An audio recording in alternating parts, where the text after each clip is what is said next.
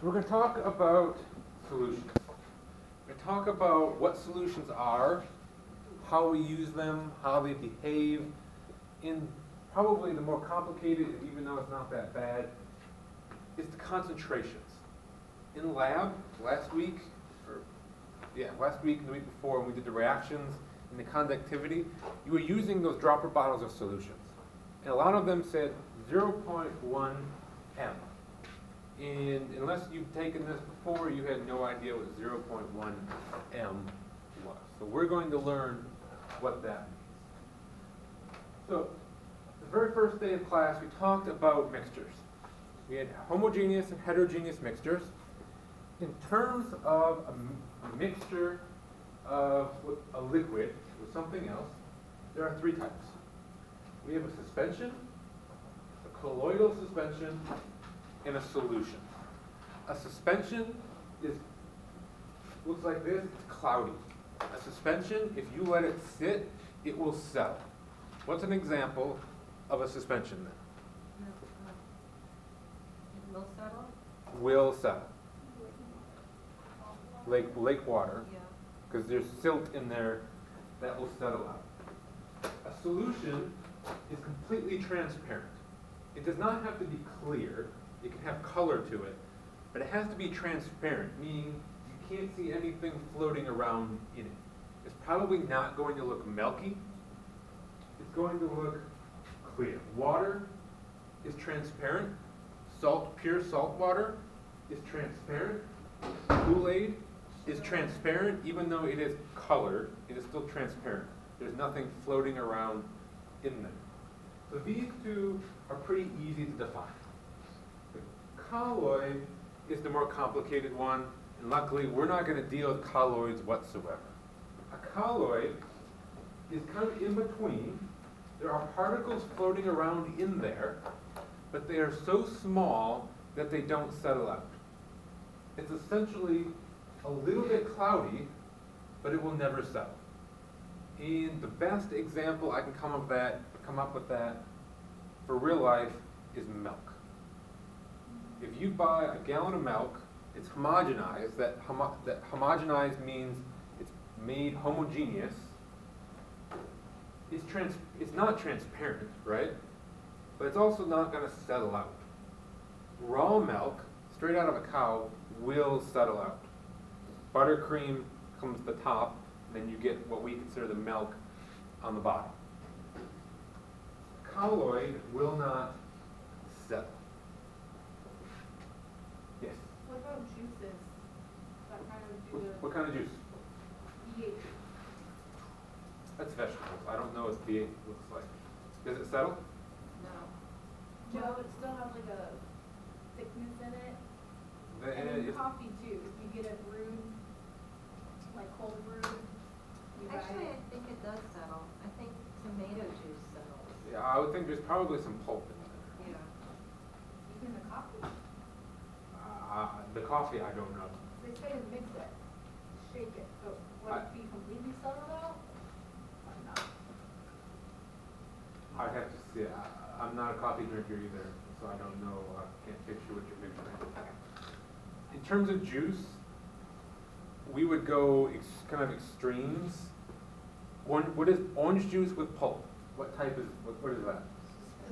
Suspension. The pulp settles. What is grape juice? No. Colloid. Solution. Oh, solution because it's clear. It's clear. There's nothing in there that's going to settle out.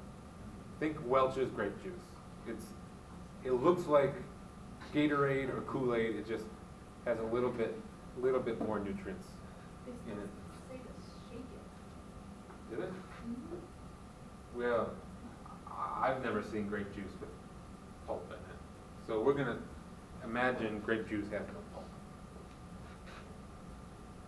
But solutions are not just the liquid solutions that we normally think of. A solution can be any phase dissolved in another phase. So this is the classic solid dissolved in a liquid. Salt dissolved in water to make saline. A solution can also be a gas dissolved in a gas.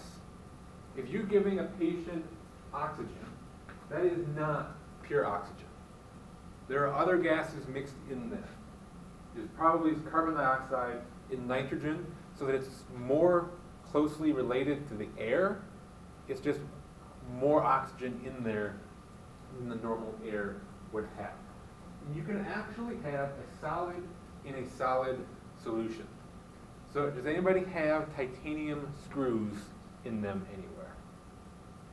No. Okay.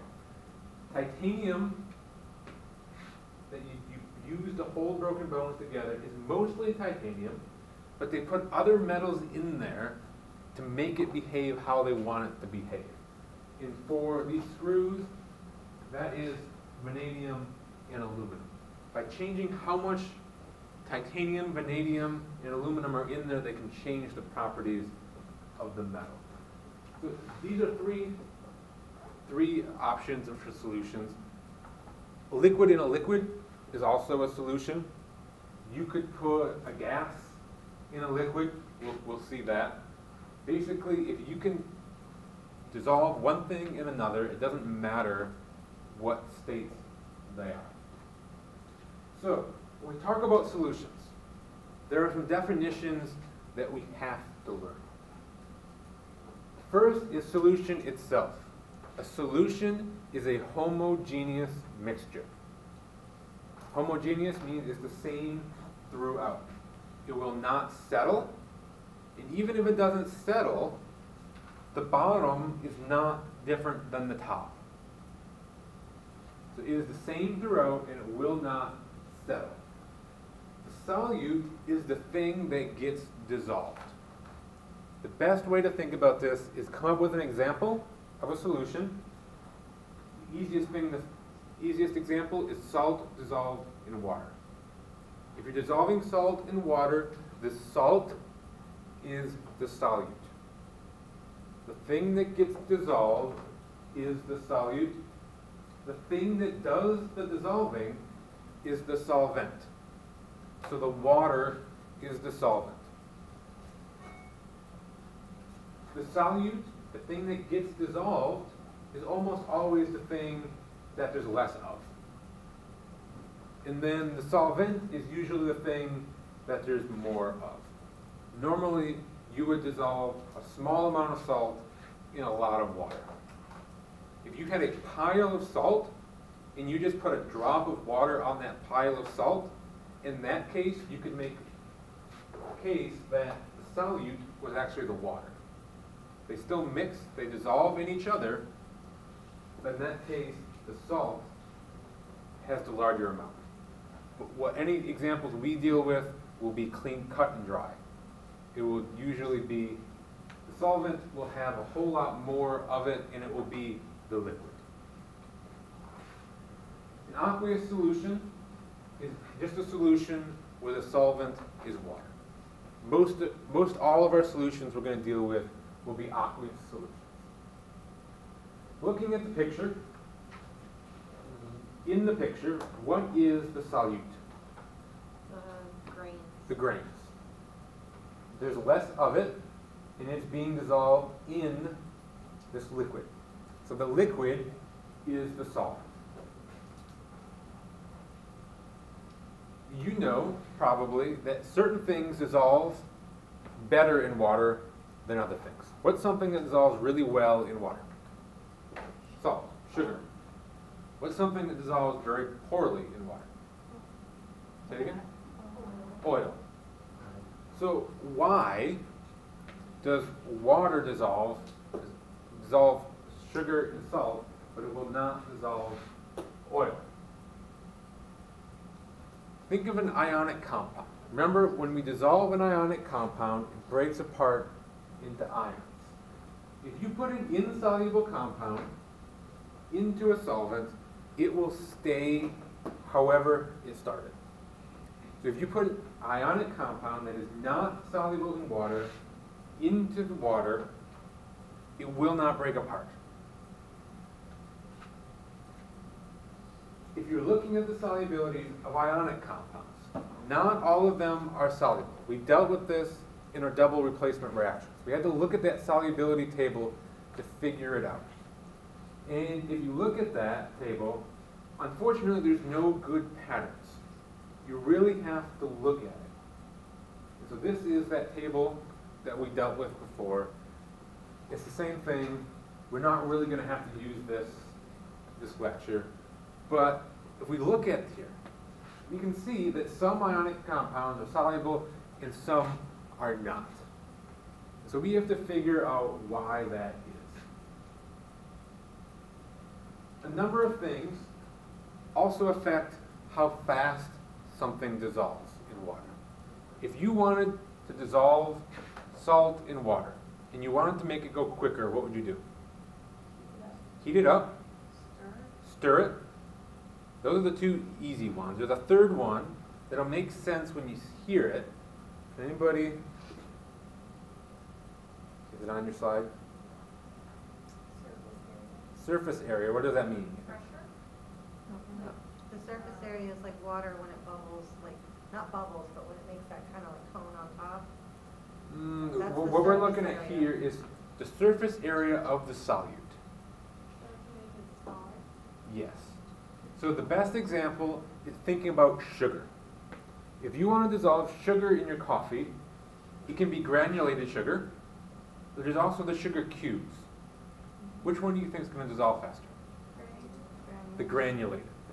And that's because for the sugar to dissolve in the coffee, it has to be touching the coffee. The water from the coffee has to touch the sugar to dissolve it. If you plop a giant sugar cube in there, the water is only touching the outside of the cube. It'll dissolve the outside of the cube, and then the inside gets exposed, and then that dissolves. If you have granulated sugar, almost all of the sugar is touching the water immediately, and so it'll all dissolve at the same time. So temperature. Making Jell-O. Can you imagine trying to make Jell-O without boiling your water? You would stir it for a long, long time. Surface area, these are our sugar cubes versus our granulated.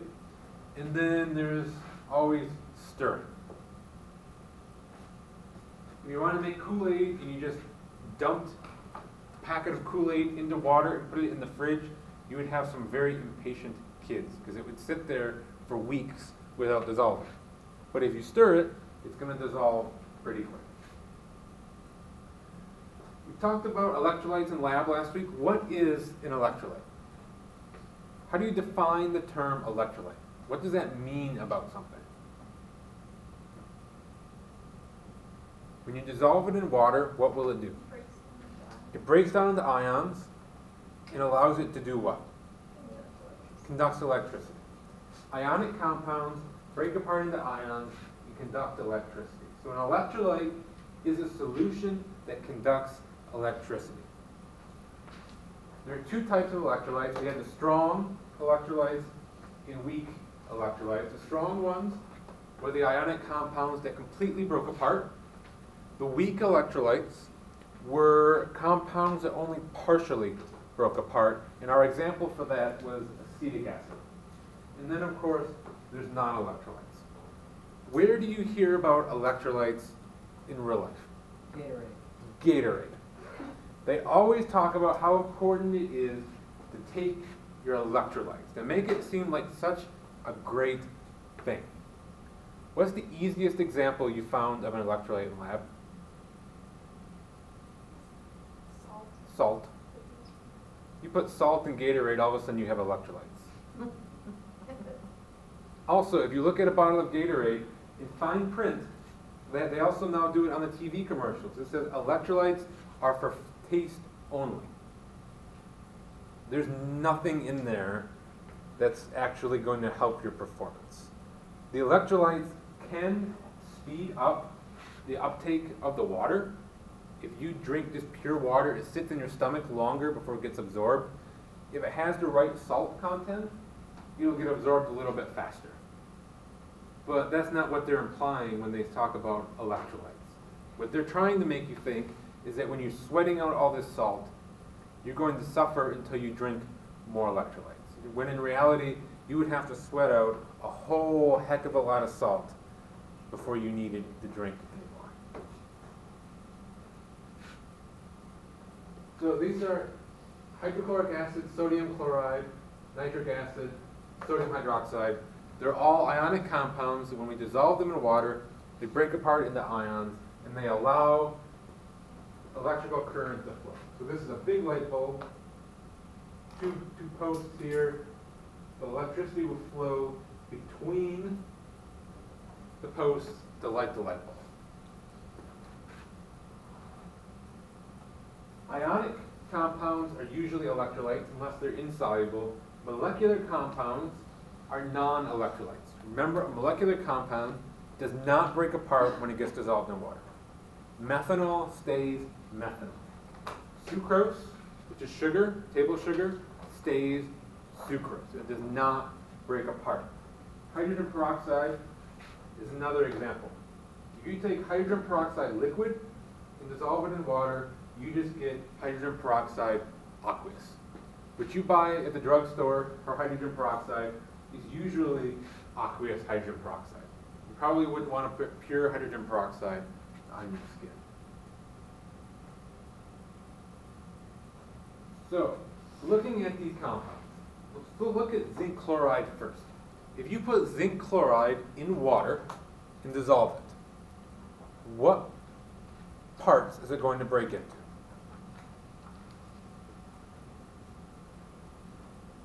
What ions are in zinc chloride? Zinc and chloride. So, if I dissolve it in water, I'm going to get zinc and chloride. How many of each? 1 zinc, 2 chlorides. 1 zinc, 2 chlorides. What about potassium nitrate? What do I get when I dissolve that? I get potassium, I get nitrate. And what about that? That is ethanol. If I dissolve that in water, what do I get? Is it ionic?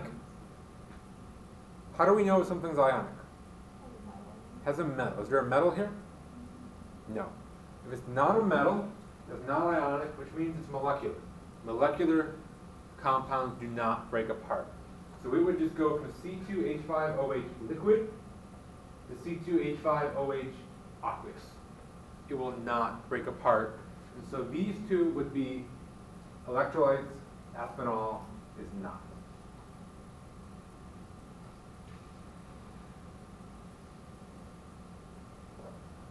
Are these on your slide? With the yellow? I'll give you a second to write them down if you want. No, they're there. They are there? They are there, they're just not in yellow, they're in black. Okay. Oh, So we talked about 3 things that affect how quickly something dissolves, but there are 3 things that determine whether they're going to dissolve at all. You can put you can put sand in water and stir all you want, heat it all you want, grind it up as fine as you want, and it is not going to dissolve. So those are structure. We'll talk about this, but this is the structure of the solute, the thing you're trying to dissolve. Temperature, and then pressure. The first one was structure. Has anyone ever heard the phrase like dissolves like? Nope. What that means is things that have polarity that are similar to each other will dissolve in each other. Things that are dislike each other will not dissolve. So polar things will dissolve in polar solvents. Non-polar things will dissolve in non-polar solvents. So there are 2 vitamins up here. Have you ever heard of water-soluble vitamins and lipid-soluble or fat-soluble vitamins? Yes. Water-soluble vitamins are what they sound like. They easily dissolve in water. And so they get absorbed into your body very easily. Lipid or fat-soluble vitamins will not dissolve in water. So they get absorbed a lot more difficult into your body, and they have to be in fat in order for them to be absorbed. So up here is vitamin A, and then this is vitamin C. These are organic chemistry structures. You don't have to learn to read these. But what we see here are carbons, and hydrogens, and oxygens. when you look at a structure, the more oxygens you have, the more polar something is. So if you look at these two vitamins, which one do you think is water soluble? Say it again? Vitamin C, why?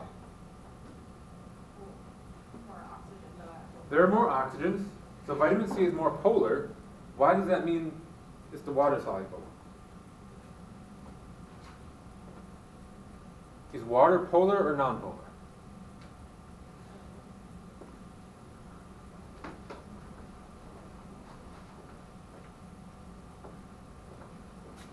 Water looks like that. Polar or non-polar? Polar. It's not symmetrical. So water is polar, and water is actually very, very polar. It's about as polar as you can get in terms of a solvent. So vitamin C is water soluble. That's why it is in everything. I mean, all kinds of fruit have a ton of it. Fruit snacks, a tiny little thing of fruit snacks advertises 100% vitamin C. And then there's the emergency, which gives you like 5,000% vitamin C or whatever it is, trying to fight off a cold. Vitamin A is harder to find. Luckily we don't need as much of it though, but this is lipid soluble. So this is non-polar, that is polar. Fat, or oil, is non-polar. So if we look at this, the black is carbon, the white is hydrogen, the red are oxygens. So if you look at that, the vast majority of that molecule is non-polar. This end here is polar. So fat has a non-polar end and a polar end.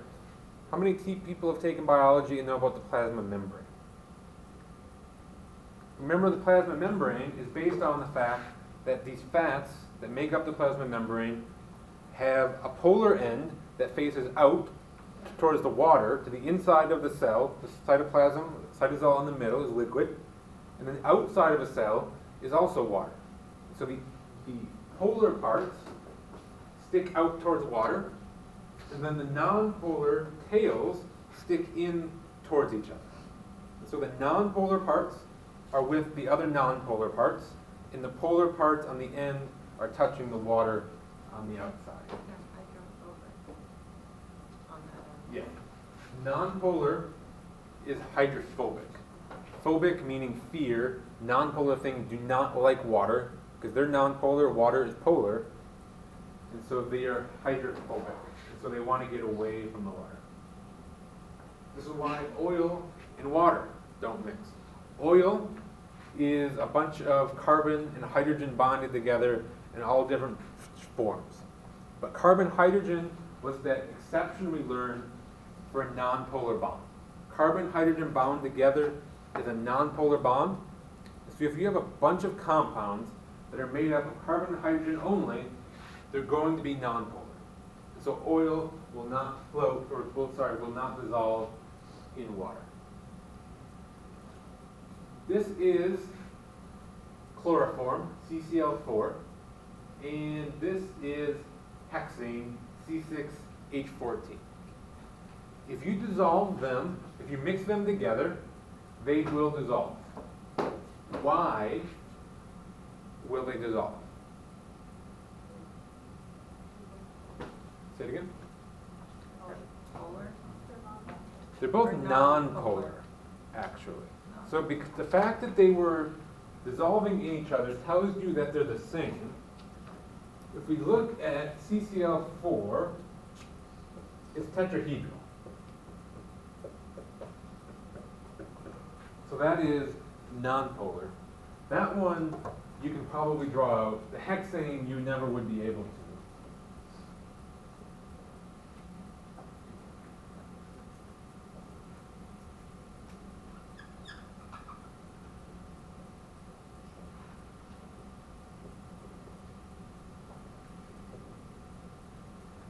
that's hexane.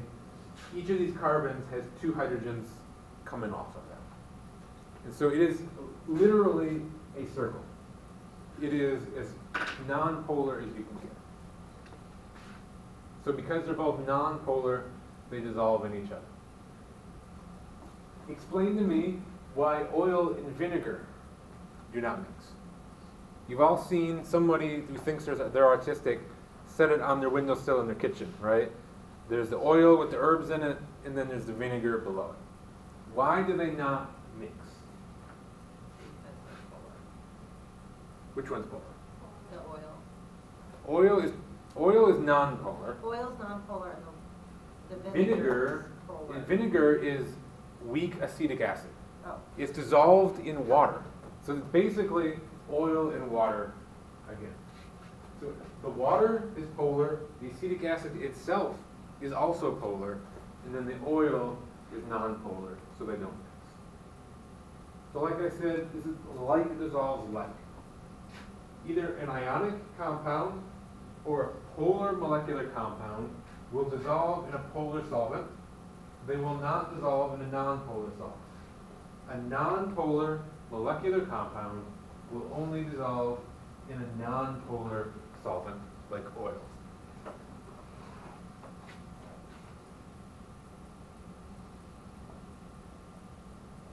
If you're going to dissolve something in water, which of these two do you think would dissolve better? CH3OH, methanol, or iodine I2? So we're trying to figure out whether it would dissolve in water. So the first step is to figure out, is water polar or non-polar? Water was polar. So if we're looking at these two, we have to figure out which of those two is polar.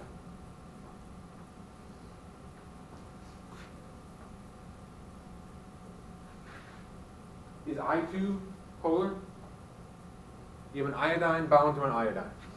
That is non-polar. It's the same element bound to itself. Methanol has an oxygen in it, and so what that ends up looking like is that. It's not symmetrical. So that is polar. So which one would be more soluble in water, methanol or iodine? Methanol. Which of the two would be more soluble in benzene? Benzene is non-polar. Iodine. We're going to do this in lab probably in several weeks. You'll actually just try to dissolve iodine in a number of different things and see what it dissolves in. So temperature is one that you've dealt with before. So if you want to dissolve more of something in water, say you want to dissolve sugar in water, but do you think you're going to be able to dissolve more sugar in cold water or hot water? Hot water. Hot water. Everybody immediately had that come to the top of their head. For the most part, hot solutions will dissolve more Hot solvents will dissolve more solute. You can dissolve more solid in a hot liquid than you can in a cold liquid. For the most part, ionic solids are more soluble in hot water, but gases are less soluble in hot water. This is something that is backwards that people will get wrong. Okay? Gases are less soluble in hot water. Gas more easily dissolves in cold water than hot water. We'll come back to an example of this in a little bit. So this is the chart, or it's the graph showing this gas solubility in water. So we're going up in temperature. This is how much gas is dissolved in our water. So for oxygen, nitrogen, and argon, as you go up, you lose the gas dissolved in the water. When you get to boiling, there's almost no gas whatsoever in there. If we look at oxygen at room temperature 25 degrees, we are at about 0.0045. We go up to boiling and we have essentially nothing. It very quickly will come out of the water.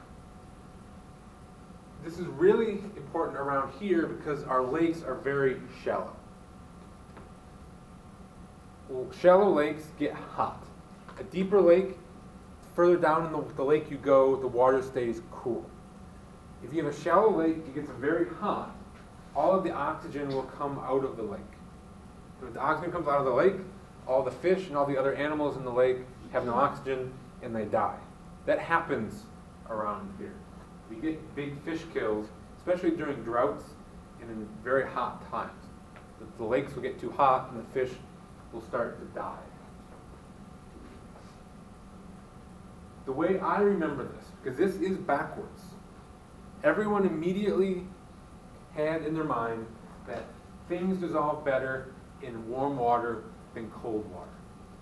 If I am fishing a tournament, the way it works is we have to bring our 5 biggest fish in at the end of the day to weigh them and then release them at the end.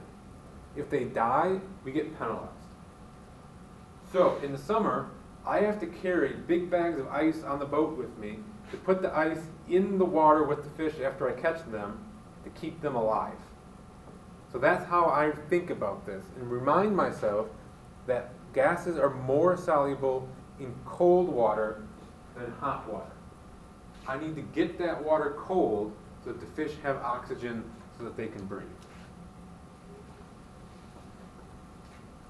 Gas pressure above the water also affects how much gas will dissolve in the water. If you have high pressure above a liquid, more of that gas is going to dissolve into the liquid. And you're going to see a really common example of this. So remember, the higher the pressure, the more gas dissolves in it. So this is back to our piston system. So in this case, we have a little bit of water sitting in the bottom of our piston, and then there's gas above it. If we push down on this piston, the gas gets compressed. If volume goes down, pressure goes up.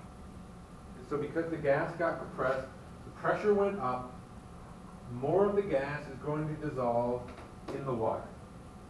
Think of it as the high pressure is pushing more of that gas down into the liquid.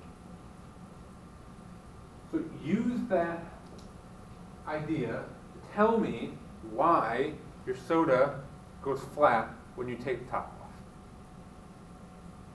The gas is escaping. The gas is escaping. Why is it escaping? Because the pressure's been released. The pressure has been released. Yeah. When they bottle this, they do it under very, very, very high pressure of carbon dioxide. Because the pressure is so high, a lot of it dissolves into the soda. Then they put the cap on, and then that pressure is locked very, very high in that little bubble at the top. As soon as you twist the cap, that pressure releases, and now the pressure above the soda is atmospheric pressure. It's much, much lower, and so because it's lower, the gas isn't as soluble in the soda. And so it comes out of solution in the bubbles, and then the bubbles rise up and come out. If you have a 2-liter, you open it, and you want to prevent it from going flat, what do? Put the cap back on. Once you put the cap back on, the bubbles will come out until they pressurize the bubble up top, and then they'll stop coming out of solution. So if one way you can help that is if before you close it, if you squeeze the bottle, and so that the liquid is almost all the way to the top, and then cap it, you don't need as many bubbles to pressurize the little empty space at the top. If it's almost empty, the bubbles have to pressurize the whole bottle. If you squeeze it, it only has to pressurize a little bit at the top. And so as you use a 2-liter, if you just, every time you close it, you squeeze it, Once it gets really low, you can't squeeze it enough. But if it's half full, you can squeeze it enough that it will come almost all the way up to the top. Put the cap on, it will help stay fizzy. I know you said you scuba dive. Anybody else scuba dive? This cat does. Yes, that's a scuba diving cat. Does anybody know a problem about gas pressure in scuba diving? Do you? Do I know a problem with it? Yeah. What did you say? The bends. The bends. Oh, yeah. How many people have heard of the bends? Bends is when you go way down in the water. If you go way down, the pressure gets really high. Pressure goes up really fast when you go down in the water. Oh, you have to equalize. Right. So, and think about all the gases that you're breathing. Okay? You're breathing gases. In this case, the water is your blood. As you go down in the water, pressure goes up. What's going to happen to the amount of gas dissolved in your blood? Pressure goes up, you get more gas dissolved in your blood. Now, imagine you are 100 yards down in the Atlantic Ocean, scuba diving, and a shark bites your arm. You need to get up to the surface really, really fast. So you immediately get up to the surface. What's going to happen to all that gas dissolved in your blood? That. You're going to get carbonation bubbles in your blood. And that is not a good thing. One, it will block the oxygen from getting to all the organs in your body because the oxygen is dissolved in your blood. And if you get a bubble in a vein, the blood can't get past it. Also, your heart is a pump. Pumps can lose prime, right? If you get a big bubble in your heart, all of a sudden your heart is pumping, and it has no prime, it's not pumping anything. So if you come up really fast, you get all these bubbles in your body. Does anybody know what you have to do if you get the bends? Decompression chamber. Decompression chamber. You have to go into a big chamber, and you have to basically live there for a long time. I think it's days. You go in that chamber, they pressurize it. When they pressurize it, all those bubbles in your blood will redissolve. And then they very, very slowly lessen the pressure. Which is what you're supposed to do. Which is what you're supposed to do when you're coming up. You're supposed to come up from the bottom of the ocean slowly so that as the solubility decreases and the gas needs to come out of the blood, you just exhale it. If you exhale it, there's no problem. But if you come up too fast, you can't exhale it fast enough.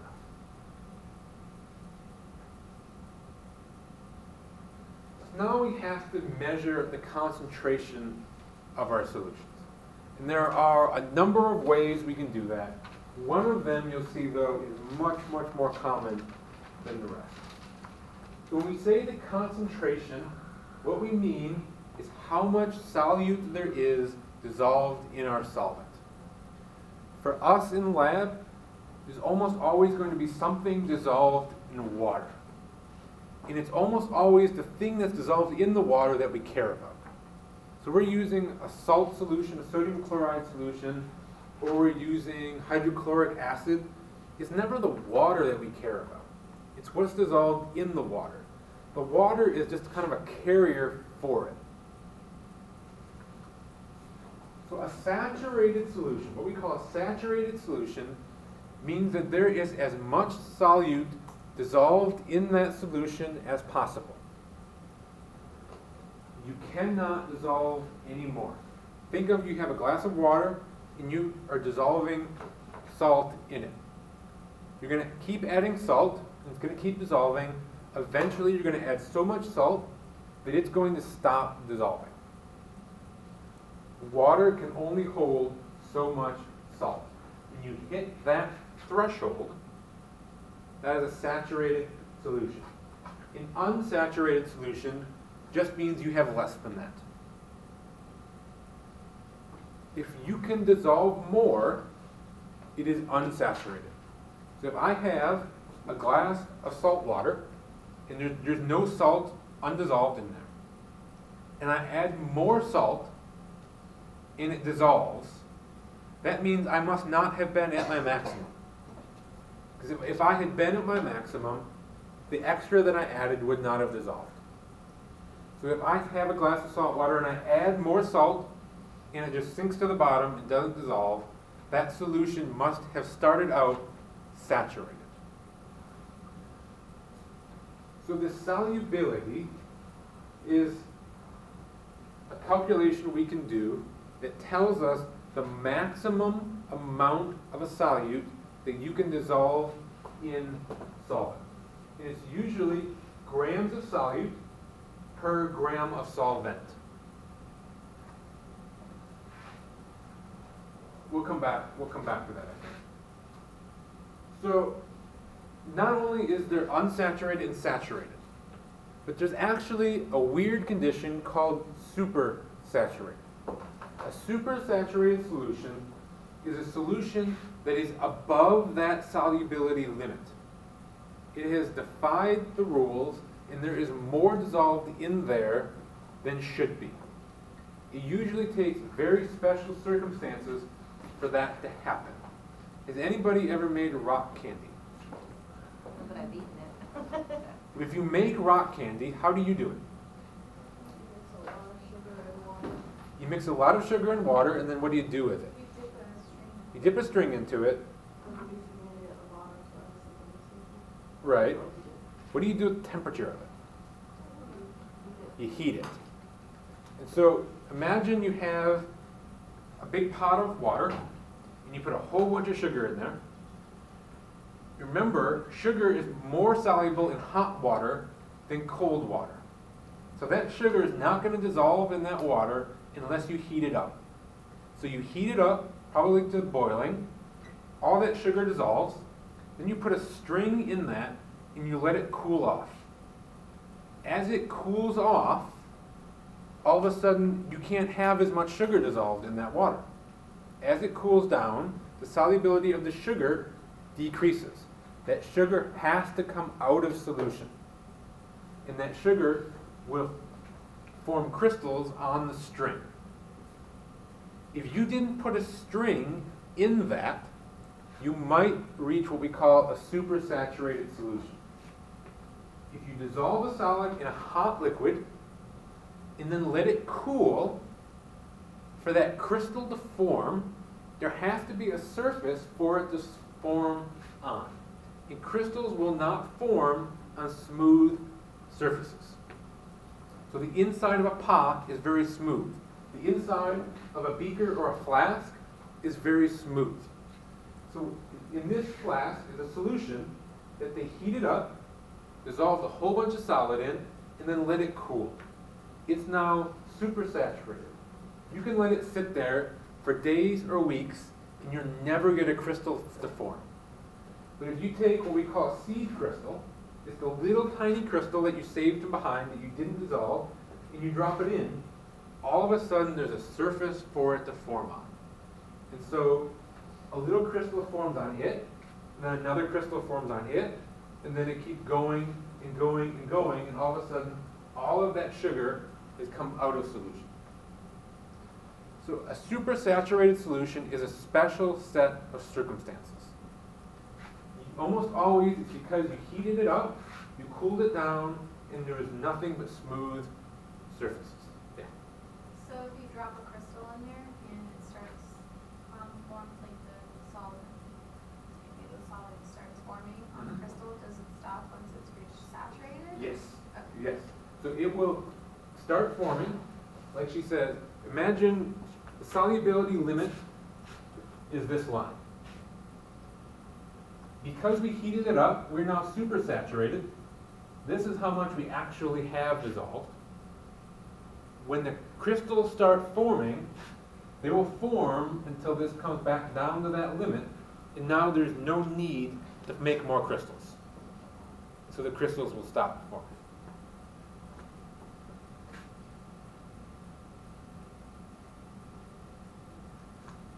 Another way we can do this is really in organic chemistry.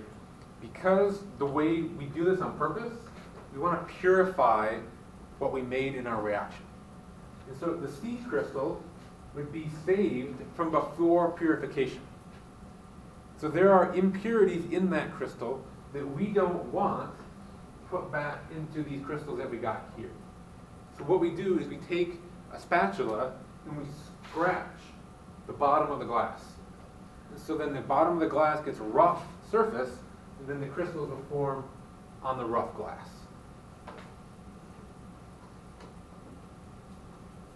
So this is a chart of solubility. Okay? So this is temperature as we go up, and then how much of our solute we can dissolve. So this is sugar. This is exactly what we would expect. As temperature goes up, our curve goes up. We can dissolve more sugar at a high temperature than we can at a low temperature. And oddly enough, salt is the oddball out. Almost all compounds, molecular or ionic, will behave like that. Salt is flat.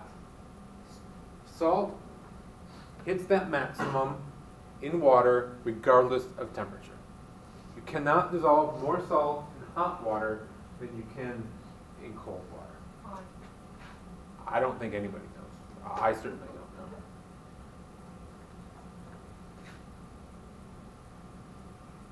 So this is a solubility problem. Okay? And there are two ways to do a problem like this. We'll do both ways. Okay? So this says that the solubility of salt, sodium chloride, is 38 grams per 100 grams of water at 25 degrees Celsius. That means that the maximum amount of salt that you can dissolve in water at 25 degrees is 38 grams of salt for every 100 grams of water that you have. This says we make a solution by putting 45 grams of salt into 150 grams of water. We need to figure out whether it is saturated, unsaturated, or supersaturated. Okay? Like I said, there are two ways to do this. Can anybody look at that? Is there a way that somebody wants to do that? That immediately jumps out as a good way to do it. The way I look at it, and this is probably the more complicated of the two, is I'd say, well, I can put 38 grams in 100 grams. I have 150 grams. So I have 150. That's 1.5 times as much as the limit, as my rule tells me.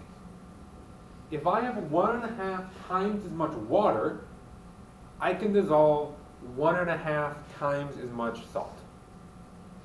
So, if my limit is 38,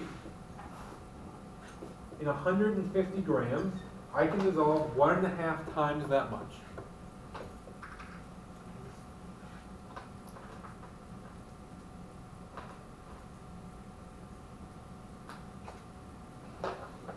So this is 57 grams. So in 150 milliliters, this means that I can dissolve 57 grams. That does not answer my question, though. The question says, in this solution with 45 grams, is it unsaturated, saturated, or supersaturated? If I can dissolve 57, and I have dissolved 45, is it unsaturated, saturated, or supersaturated? Unsaturated. I have not dissolved as much as I can. I am below my limit. Okay? So this is one method. If this works for you, great. Okay? The other way to do it is to look at a ratio in each case. So for our rule, we have 38 grams per 100 milliliters. I'm just going to take 38 divided by 100. I get 0.38. I'm going to do the same thing for our solution. I'm going to do 45 divided by 150.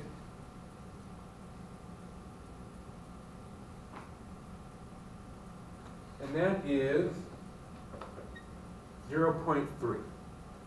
So in this case, you now have to interpret what these numbers mean. The higher the number, the more salt is dissolved. And so my limit is 0.38. I am at 0.3. I have not hit my limit. And so it is still unsaturated. So we got the same answer two different ways. Two very different ways. They will both give you the correct answer. It's just which one is easiest for you.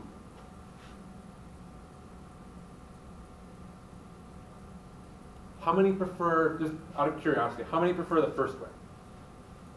How many prefer the second way? About 50-50. Doesn't matter to me which one you use. Just get the right answer. Can you explain why it's unsaturated? Yeah. So in this method, we said the rule is based off of 100 milliliters. Do you see that? But we have 150. So we have 1.5 times as much water as the rule has.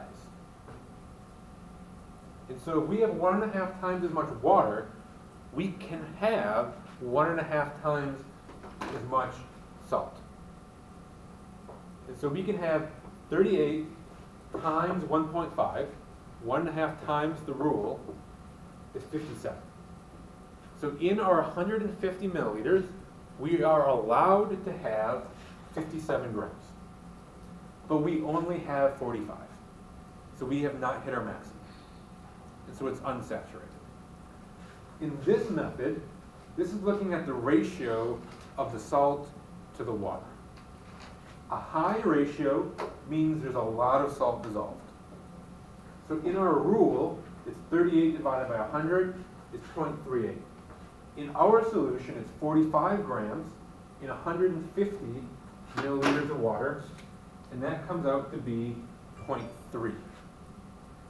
This one, there is more salt compared to the water than there is in this one. Emily? If it's equal, if the just saturated. Saturated. Full amount. Yes. So if these two numbers were equal, or if that number happened to be how much we had, that would be exactly saturated. If our solution is above that, that would be supersaturated. So you're trying to figure out how much you can have and compare that to how much you actually do have.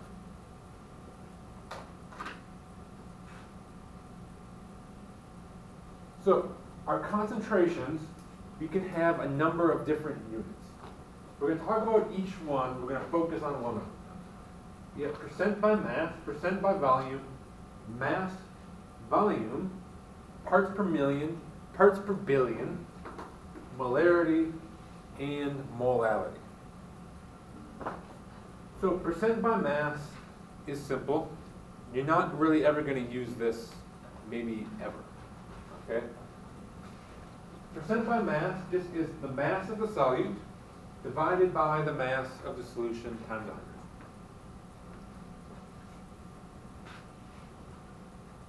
So as an example, we need to find the percent by mass of our acetic acid solution when we put 2.7 grams of acetic acid in 122.8 grams of water. So how much solute do we have? First of all, what is our solute and what is our solvent? We have acetic acid and water. Which one is being dissolved? Acetic acid. So acetic acid is our solute. What is the mass of acetic acid that we have? 2.70 grams. We then need to divide it by the mass of the solution. Not the solvent, but the entire solution, which is the acetic acid and the water added together. So we go 2.7 plus the water, and together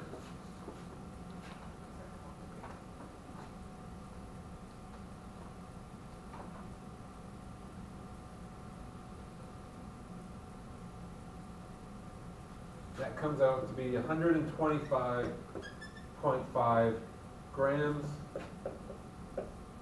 times 100, 2.15%. So it's the mass of the solute divided by the total mass.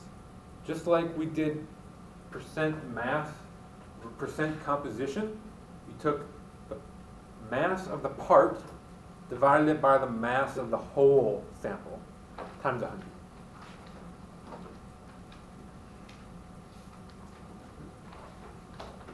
So here's another one. We need the mass percent of salt, sodium chloride, when we add 10 grams of salt to 50 grams of water. What is the mass of our solute? What number goes on top? 10. What number goes on the bottom? 60. Make sure you add the two together. It is the mass of the solution, which is the solute and the solvent. So it's 10 grams of salt plus 50 grams of water is this 10 divided by 60 times 100, 16.7.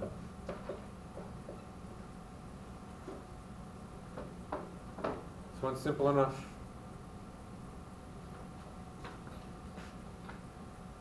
Then we got percent by volume. It's the same idea, but instead of using grams, you're going to use volume units. So it's the volume of the solute divided by the total volume of your solution. But the problem is, if you take, let me think of an example. If you take 10 milliliters of ethanol and dissolve it in 10 milliliters of water, you do not get 20 milliliters. You cannot add volumes like that. When one liquid dissolves in another, usually it contracts a little bit. And so the total volume needs to be given to you. So here's an example. It says we dissolve 205 milliliters of ethanol in sufficient water to give a total volume of 235 milliliters. So they are telling you flat out the total volume is 235 milliliters. You actually don't even know how much water you added. It's nowhere in here, and there's no way to figure it out. Take a graduated cylinder, fill it to 205 milliliters with ethanol, and then you just add however much water you have to get it up to 235. And it's not going to be 30 milliliters. So in this case, what is the volume of our solute? 205. And our total volume is 235.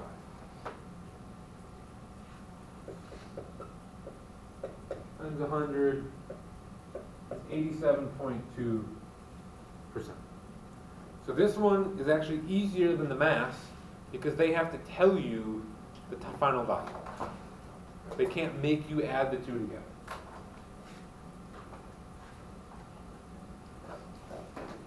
Then there's mass per volume. Okay? This is kind of a mixture of the two.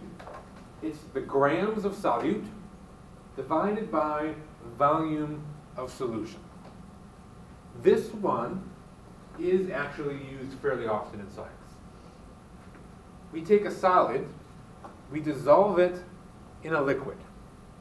We're not going to measure the volume of a solid. And we usually don't measure the mass of liquids. And so we know the grams of our solute, and then once we dissolve it in water, we can measure the volume of that solution. So this one is convenient. So here we're making, and we know that the percent is 0.9%. This one is working backwards. Instead of calculating the percent, in this case we know the percent, and we need to know how many grams of salt are in there. So our equation is grams divided by volume times 100 equals percent. But we actually know the percent.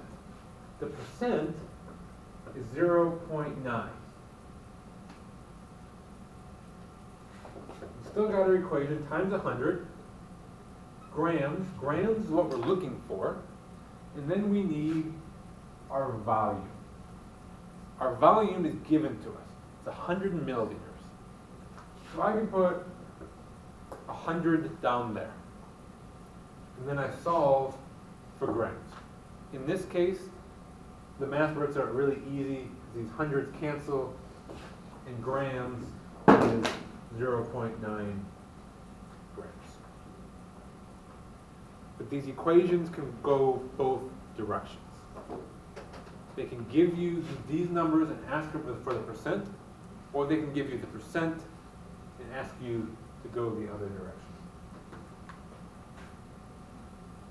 Let's take a break a little bit early. We will start at 20 after on that clock. So it's 14 minutes from now. Go. Anybody want a break?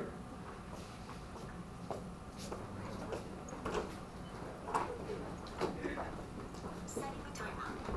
Okay, 14 minutes until.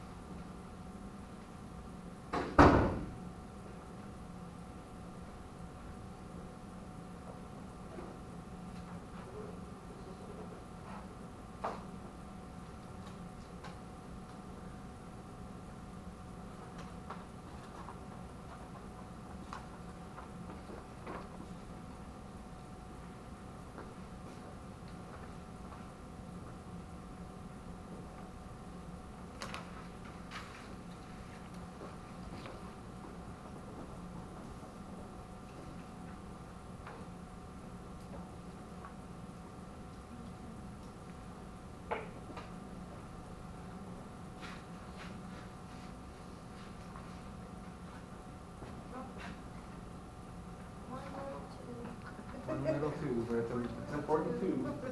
Yeah. It's important because it's not a one.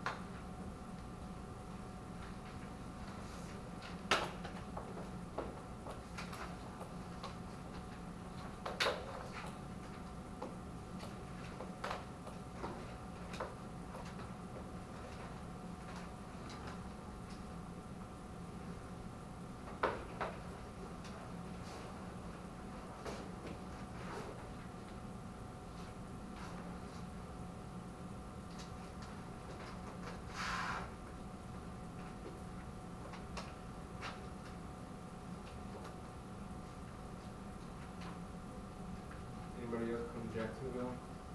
Me? Maybe.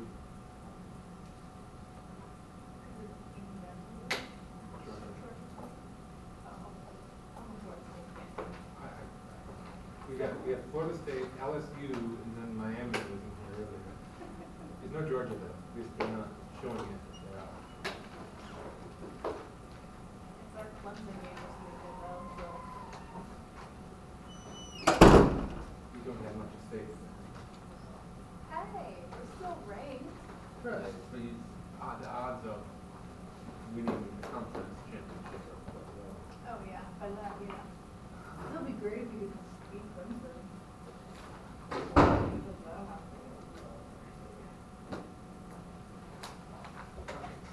So our next unit is molarity. And molarity is by far the most common one that we use. So all the bottles that we had in lab that said 0.1 m or 3 m or 6 m or anything like that are all talking about molarity. And the reason molarity is the most common is because rather than grams, we use moles. Different chemicals weigh different amounts because of the molar masses. And so if I have 100, let's say 5 molar, let me change that. If I dissolve 5 grams of salt in water, and I dissolve 5 grams of sugar in water, I've dissolved a whole lot more molecules of salt than I have sugar. And it's not really the mass that matters for us in chemistry, it's how many molecules there are. So we need to know when we measure out a certain volume of solution, how many molecules are in there.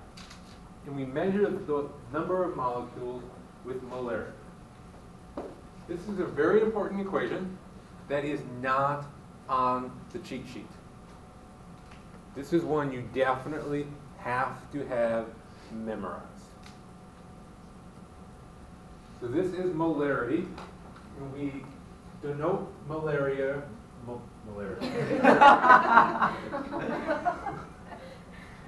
denote molarity with a capital M. It has to be capital. The next unit we're going to do has a lowercase m. So molarity is a capital M. This is moles of solute divided by liters of solution. You have to have moles and you have to have liters. You cannot use milliliters. They have to be liters. So luckily it's a pretty easy equation to remember. It's molarity, M equals moles divided by liters. So this is an example. We're going to go through a number of examples of molarity. Because it's the most important one, this is the one you're likely to see questions on quizzes and on multiple exams. Okay, so we're going to take this equation and twist it around and look at it from all different angles. Okay, so the first example says we have a solution of potassium hydroxide. We dissolve 117 grams of potassium hydroxide in sufficient water to give a total volume of 2 liters. So again, because we're dealing with volume, we don't know how much water we added. And how much water we added actually doesn't even matter a bit. What matters is the total volume of the potassium hydroxide and the water. And we know that total volume is 2 liters. To save us some time, the question has already told us the molar mass of potassium hydroxide.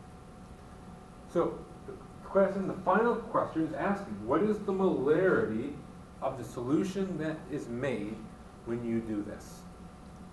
So our equation is moles divided by liters equals molarity.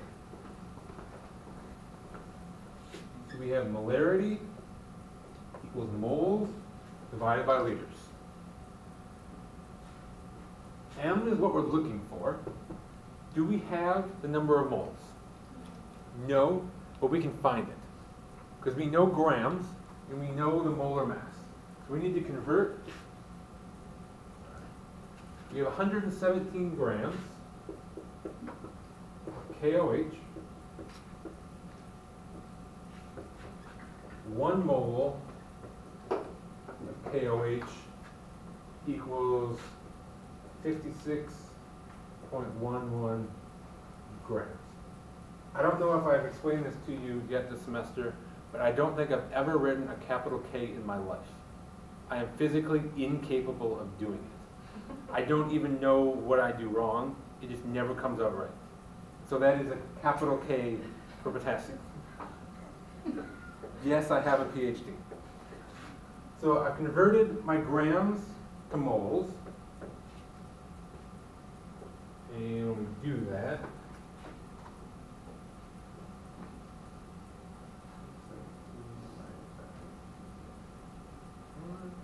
it comes out to be 2.09. We have 2.09 moles of KOH. Yes? Will the conversion always be like that? Like, or you just do, like, divide them? To go from grams to moles, yes. Okay. Is this what you're asking about? Yeah. Yeah.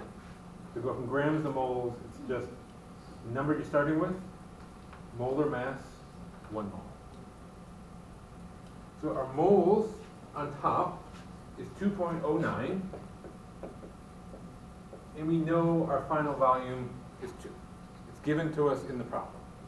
So 2.09 divided by 2 is 1.05.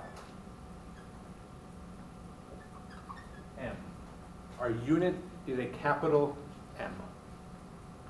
If you want to put the KOH on the end, that would probably be more correct, but no one's ever going to mark you wrong for not putting the compound on the end. If you don't have the M, it will get marked wrong. So you read that as a 1.05 molar solution.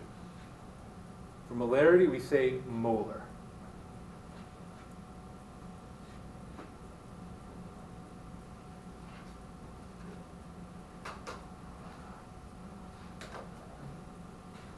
believe, yeah. So before we go on, I'm going to take this equation and we're going to do some more examples with it.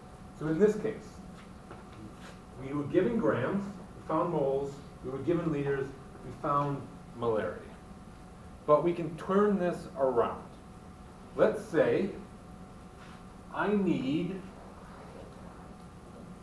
doing an experiment and I need 5 liters of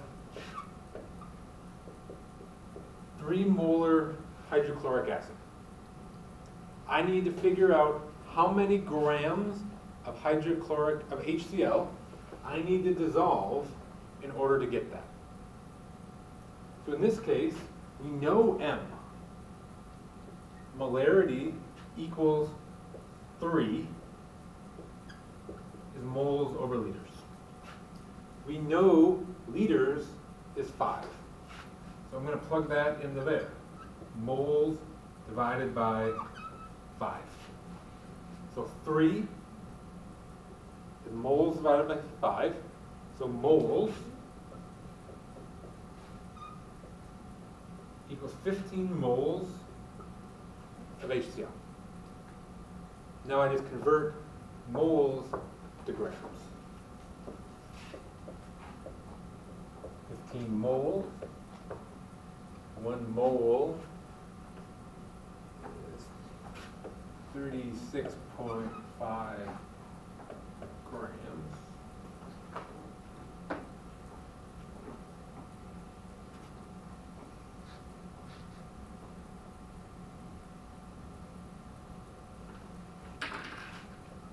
$547.5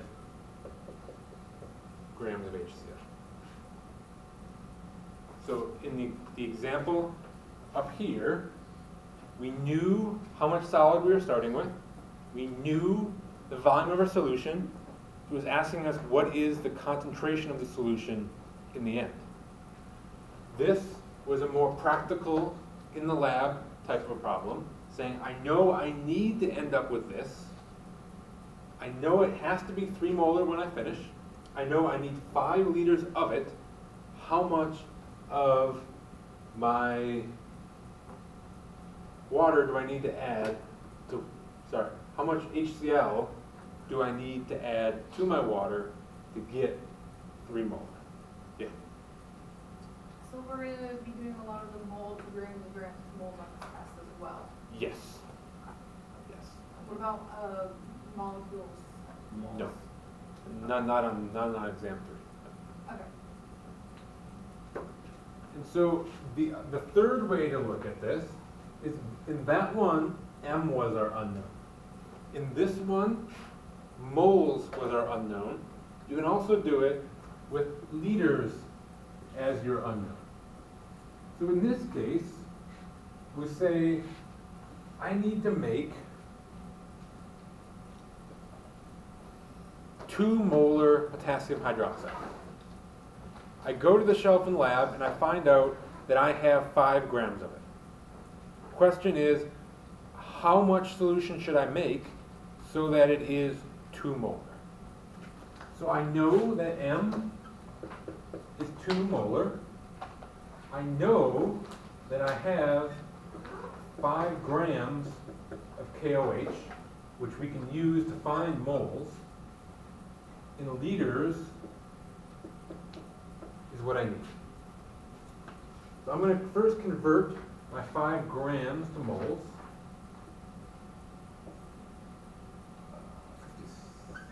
56.11 grams, 1 mole.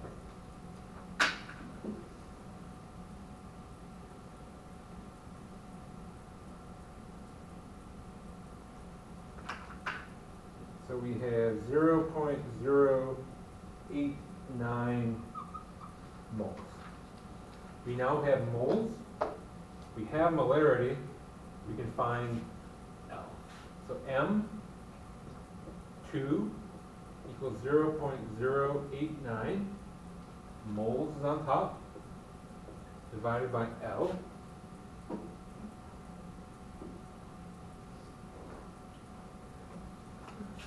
solve for L, and you get 0.045. Now, what is the unit on that? Say it again. Liters. Molarity is always liters, because we have to put liters in there. If that's what we solve for, we're going to get liters out. In lab, a lot of times, we work with milliliters, because a liter is quite a lot. So we work with milliliters. And so when you do the calculation, you need to make sure that you convert your milliliters into liters when you plug them in. Okay, so that's molarity. We did it all three possible ways. The last unit we're going to cover today is molality. The name is very similar to molarity. The symbol is very close to molarity. Instead of the capital M, it is a lowercase m. Molality is very rarely used. There's really only one case that it ever used in common science, and we'll deal with that next week.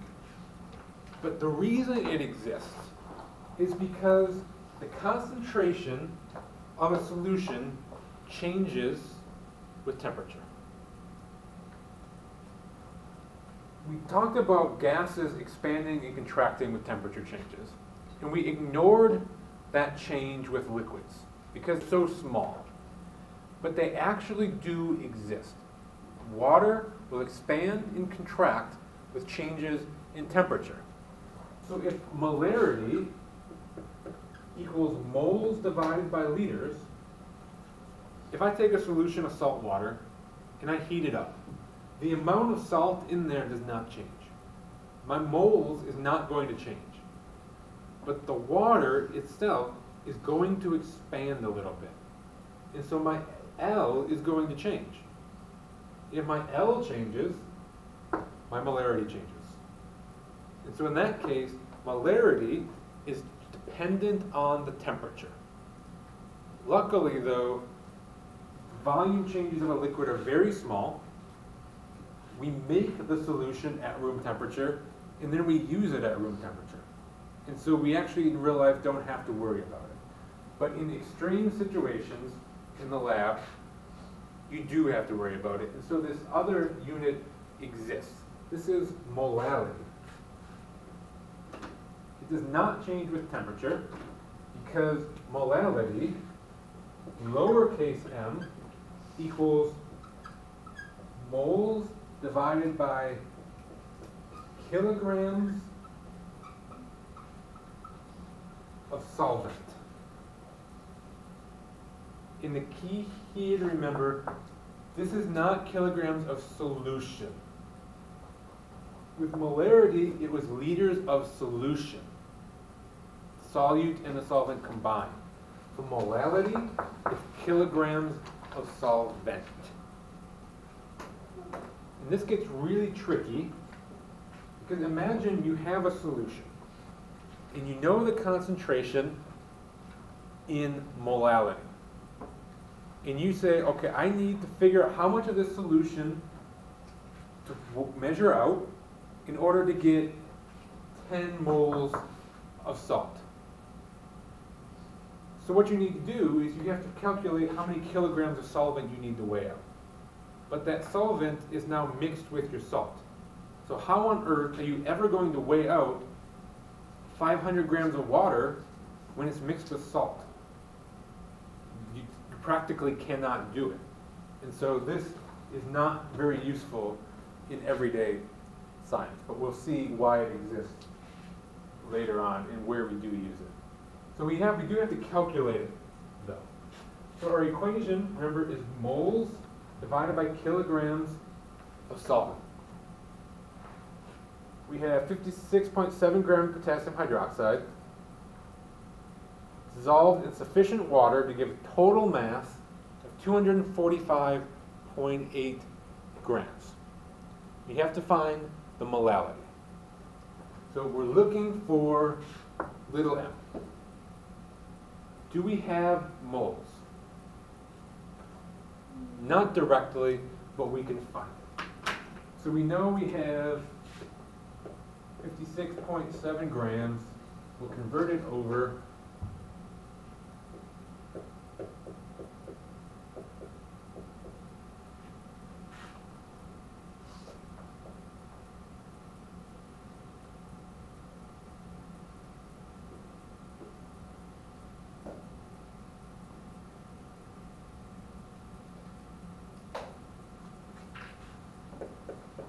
.01 moles.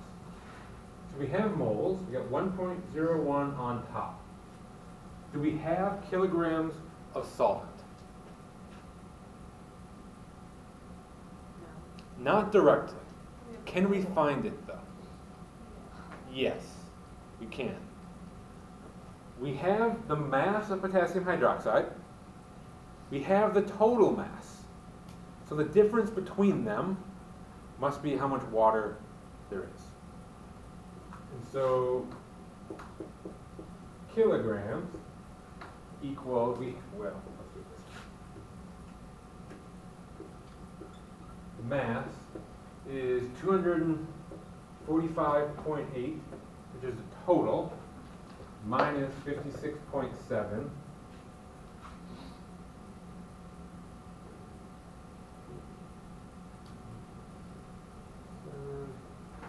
Equals 192.1 grams.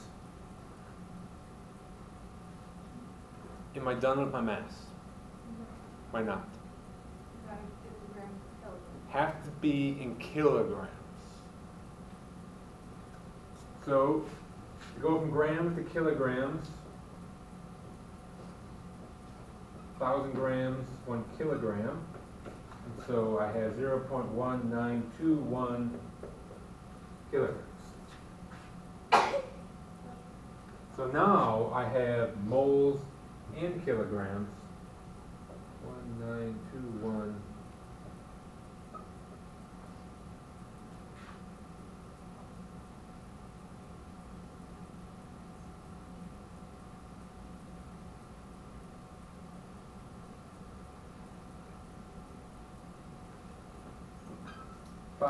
.26 molal. Where with molarity we say molar, you get to say molal. It's very ugly.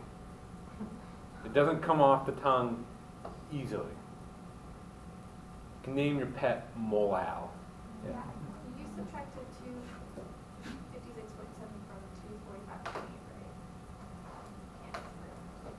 245.8, right? 245.8 minus 56.7. And then you divided it by 1,000. By 1,000 to get your grams to kilograms. Okay. What do we call the mole mark? For the molarity, you would say like 5.26 molar. Okay. For molality, you say 5.26 molal. That is where we're stopping on the slides today. This is where the exam stops. The homework continues on, but remember you have 2 weeks for the homework. Exam's next week. Tuesday. Lecture day.